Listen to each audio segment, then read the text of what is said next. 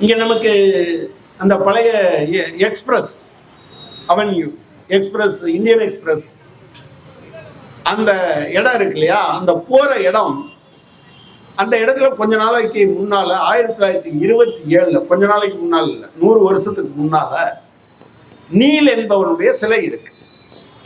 முதலாம் உலக போருக்கு பின்னால அந்த முதல் இந்திய சுதந்திர போர் நடந்த போது இராணுவத்தில் இருந்த கொஞ்சம் பேரு நம்ம ஆட்களையே கொல்ல சொல்றானே அப்படின்னு சொல்லி ஓடி போறாங்க. பிறகு அதெல்லாம் தோற்கடிக்கப்படுது. அவங்க எல்லாம் திரும்ப வேலைக்கு வந்தவங்கள இராணுவத்திலிருந்து நீ ஓடி போன, எனவே உன்னை எல்லாத்தையும் கொல்லணும்னு தீ வச்சு கொள்றான். அதாவது முதல்ல துப்பாக்கி எடுத்து சொல்றோம். இவ்வளவு குண்டுகளை பிரிட்டிஷ் அரசாங்கத்துக்கு நட்டப்படுத்த வேண்டாம், மொத்தமா போட்டு எரிச்சிடலான்னு எரிச்சே கொன்னவன் அந்த நீல்.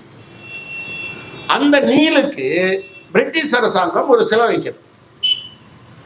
அந்த சிலைய ஒரு 2 பேர் ஏறி போய் உடைக்கிறதுக்கு முயற்சி பண்றாங்க. அவங்க 2 பேரையும் கைது பண்ணிட்டாங்க.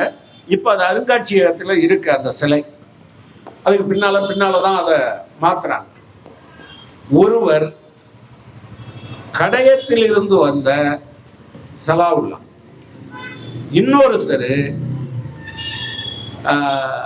மதுரையில் இருந்து வந்த ஒரு இந்து நபர். பிரச்சனை என்னன்னா, இந்து பத்திரிகையில இப்பவும் போய் நீங்க தேடி பார்த்தீங்கன்னா நீல் ஸ்டேச்சு அப்படின்னு போட்டீங்கனாலே அந்த செய்தி தான் வரும். இதுதான் இந்தியாவினுடைய பாரம்பரியமாக இருந்து வந்திருக்கிறது.